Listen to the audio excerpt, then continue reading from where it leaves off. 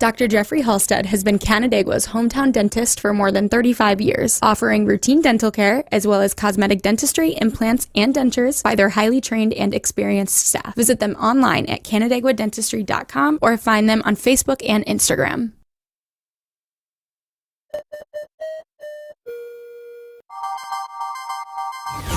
Do you want to know what's happening in the Finger Lakes? We do too. We're going in depth with decision makers in the heart of upstate New York to get the answers you need. From the team of FingerLakes1.com, this is Inside the FLX.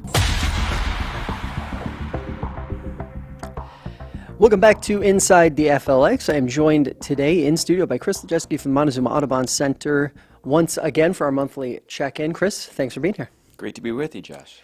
So we have to talk migration. The weather's starting to heat up outside. It's like in the 80s right now. Starting to feel like summer, but it's still spring. Where do we stand in that migration process? Yeah, we're coming down towards the tail end of bird migration right now. You know, back in late February and first half of March, we had all the waterfowl come through. The ducks, geese, and swans came through in the millions. It was spectacular. And then now, as we're getting deeper into May, we're at the tail end of the songbird migration. The birds that were overwintering in Central and South America are now passing on through. Some are going to stay here and breed. Others are just stopping here, resting, refueling, going to head up to the central part of Canada for their breeding season. So still a lot of birds to be found all across Montezuma Wetlands Complex in the Finger Lakes region. But it's really the songbirds, the warblers, the vireos, Baltimore orioles are all coming back into the Finger Lakes region right now. Visually at the Audubon Center, if you're out there, say, taking a hike on one of the many miles of trails you guys have, what's the biggest visual difference now compared to, say, a month and a half ago?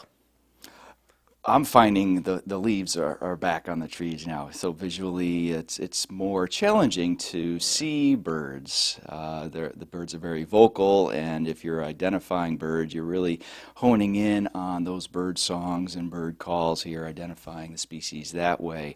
The other thing that we're noticing is all the wildflowers that we've got in the forested sections right now. I've noticed both the red and the white trillium in bloom now. It's just spectacular bloom. Noticed the May apple has fully leafed out, and that means that big white flower is going to be coming out here in the first half of June. Another spectacular wildflower species in the forest. And also the May flower.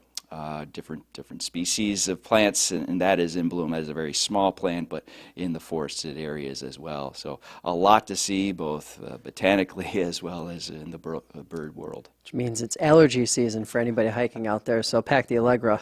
Also, let's get into our species spotlight for this month. The cerulean warbler is the one you're bringing to us. Tell us a little bit about that.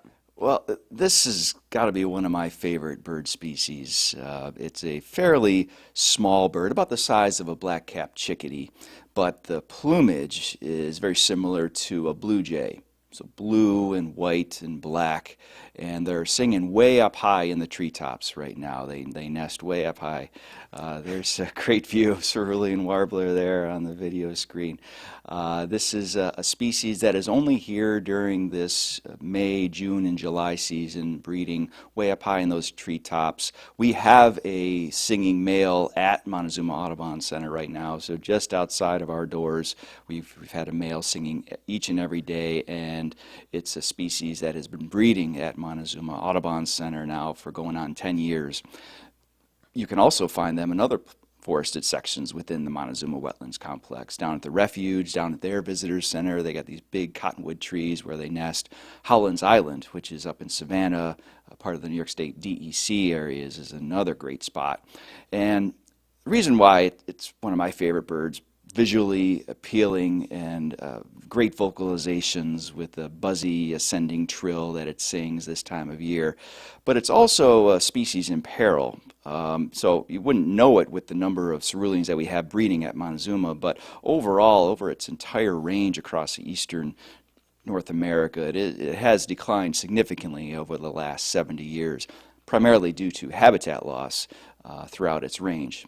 But the Montezuma Wetlands Complex has got to be one of the top places to see and hear cerulean warbler anywhere in New York State. So now is a great time to get out and get your warbler neck going. You're looking up in the canopy for quite some time to see that bird. Two questions on that one.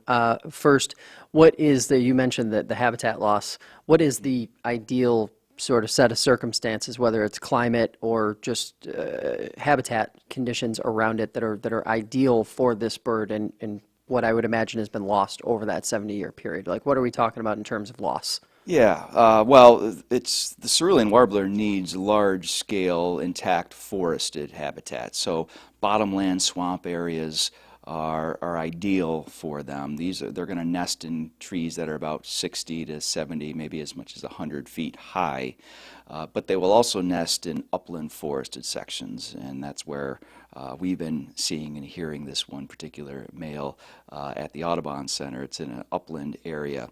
So over the last couple hundred years, really, the forested areas have been altered. And as a result, the number of ceruleans and other songbird species has declined significantly. Okay, my second question about that one is, that bird looks smaller than most birds, at least from the picture. Is it actually smaller, or is it about the same size as most, I would say, more common seen birds, red-winged blackbird or something along those lines? Yeah, smaller than a red-winged blackbird and smaller than American robin, more like the size of a house wren or a black-capped chickadee. Gotcha. So about 4.5 inches long. Okay. All right. So now that we got that out of the way, let's talk about a bird that I'm bringing to you. This is a change. Yeah. Shoe on the other foot. The great crested flycatcher. I've been hearing at least one of those around my house over the last 2 or 3 weeks or so. Tell us a little bit about that bird. Yeah, this is a common breeding bird throughout really the eastern U.S. and North America, and it's found throughout the Finger Lakes region in forested ecosystems. It will nest in cavities or holes in trees. It has a very loud song, characteristic of the great crested flycatcher,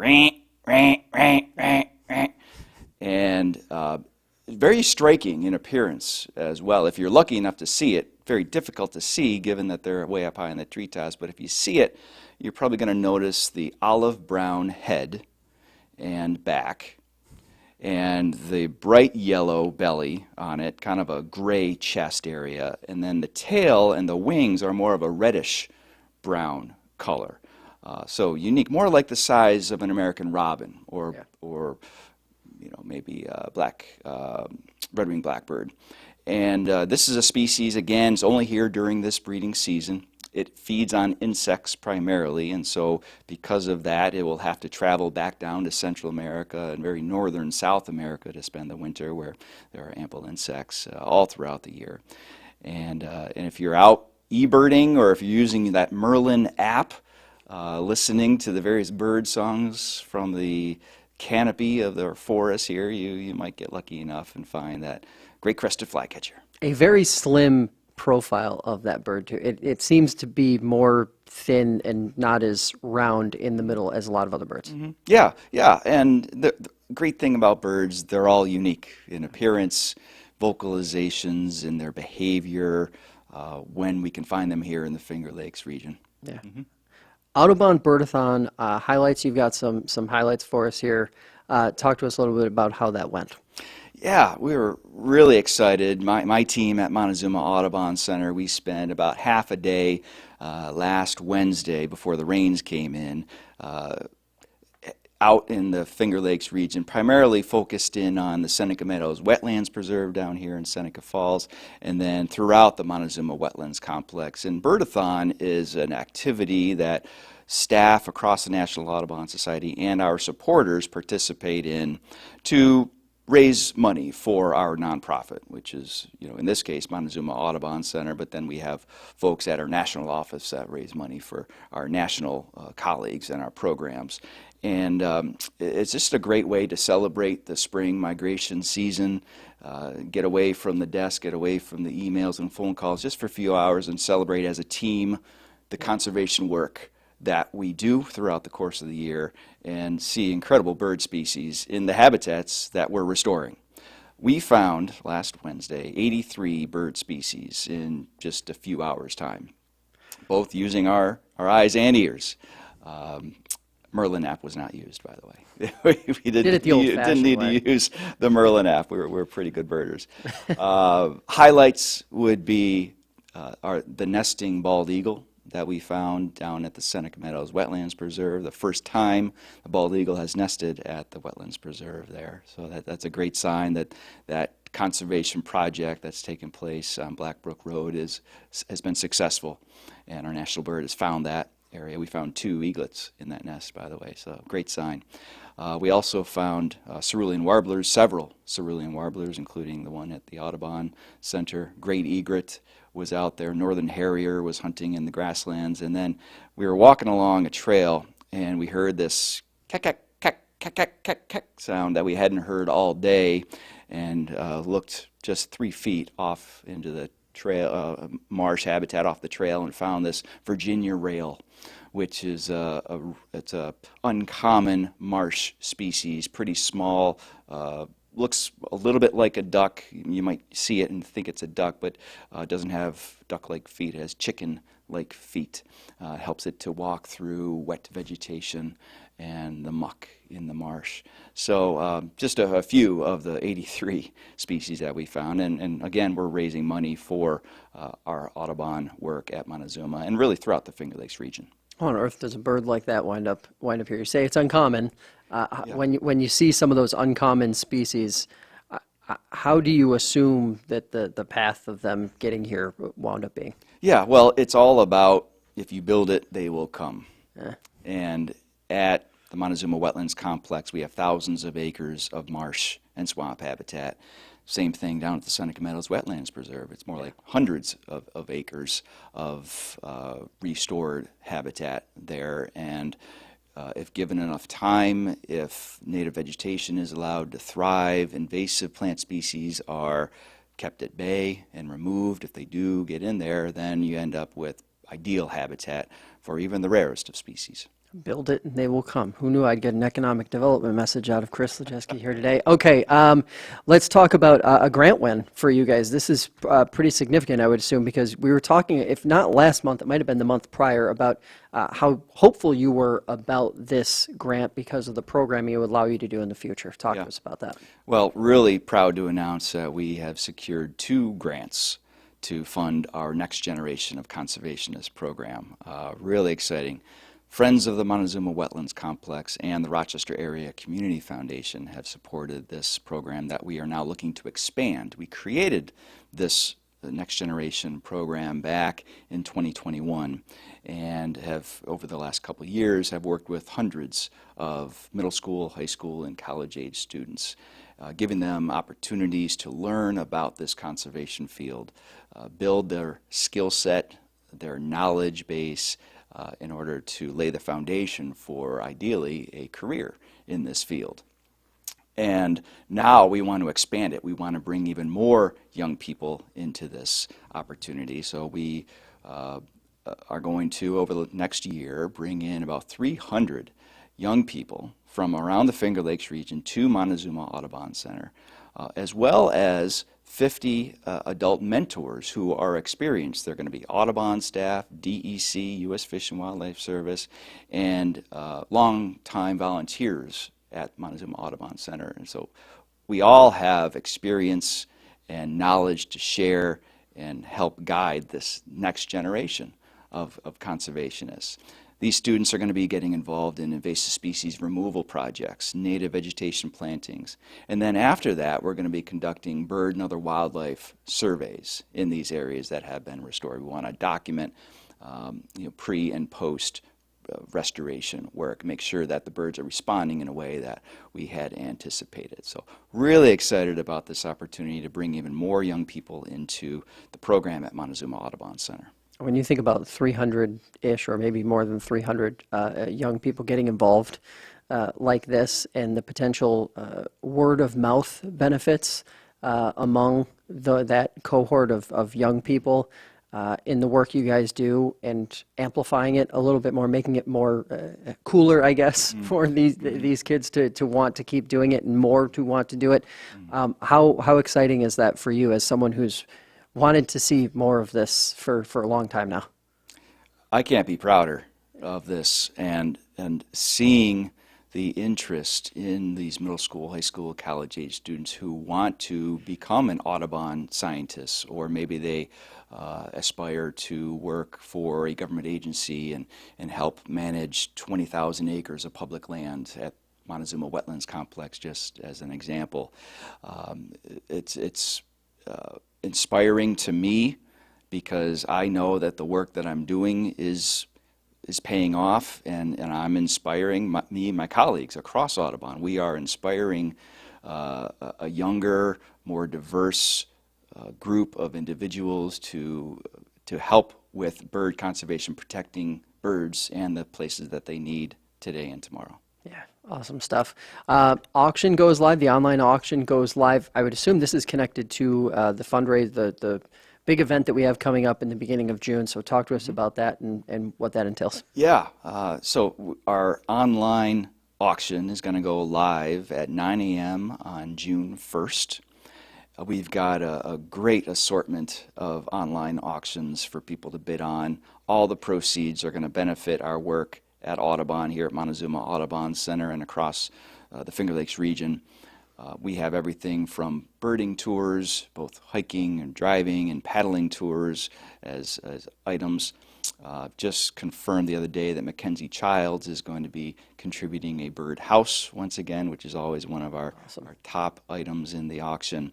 And then we have overnight accommodations, both at B&Bs and hotels all across the Finger Lakes region, tickets to sporting events in Rochester and Syracuse, paintings, photographs, award-winning wines from our Finger Lakes wineries. Just over 3 dozen different items are going to be auctioned off to support bird conservation work through the Montezuma Audubon Center. And again, that's going live on June 1st, and we do have a link to our online auction on our website, and that's montezuma.audubon.org. And we've got it right below the video window if you're watching us now on YouTube or on fingerlakes1.com.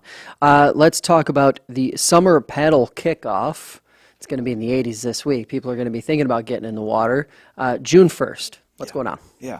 Well, this is going to sell out. I guarantee it, because our upcoming paddle this coming Saturday, May 25th, is already sold out. So no doubt, Saturday, June 1st paddle is going to sell out as well. That's going to be taking place at 2 o'clock in the afternoon, and we're going to meet down at Rivers Crossing Campground and Marina, which is just north of the Thruway on Route 89.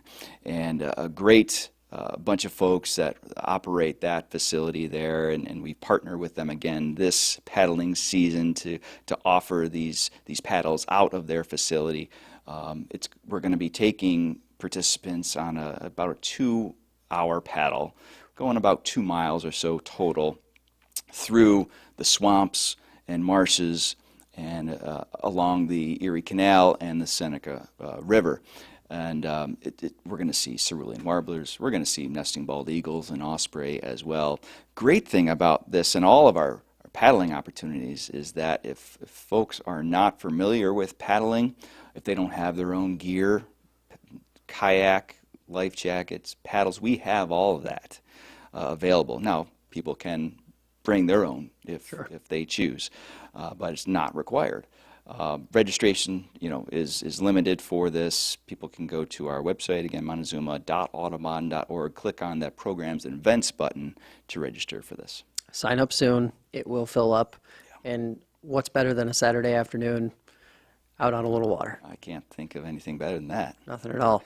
Except for maybe the next event that's coming up on June 8th, which is the Warblers and Wine event. You told us a little bit about that last month, but now we're only a couple weeks away from it. Yeah. What's happening? Yeah, well, we do various Winery Land events. So we just wrapped up our Winery Land event at Montezuma Winery. Great success. We had about 20 people come out for that. That was a guided hike and food and wine and birds of prey. Well, this one's going to be over at the Apple Station Winery in the town of Cayuga. and that's going to be taking place Saturday, June 8th at 10 o'clock in the morning. So they've got a beautiful piece of property there at Apple Station. It's about 60 acres, a mixture of habitats, of course a vineyard there as well, but forested grassland habitats as well. And so we're going to be taking folks on a little nature excursion around their property for about an hour or so, probably go about a half mile or so in distance. Then we're going to go inside the winery and enjoy some wine and some food pairings that they've put together for us just for our special guests. And then just like the Montezuma Winery, we've got Dana Ford from Braddock Bay Raptor Research coming in with her live birds of prey. And this is always the top part of our events when we do a Winery Land event. It's a small group of people, like 20 or 30 people are joining us, and these birds of prey are there just for them. So they're going to be able to take photos of these birds, learn about the unique characteristics of these birds of prey from Dana Ford, and it's just a great experience. So space is limited. It's going to fill up just like they always do. Go to the website to register. Absolutely. Chris, thanks for the time. Appreciate you coming in, as always. My pleasure. Thank you. Hey, that is going to do it for this edition of Inside the FLX. We'll be back next week with another episode. In the meantime, check out the show on Spotify, Apple Podcasts, or YouTube. Have a great week, everybody.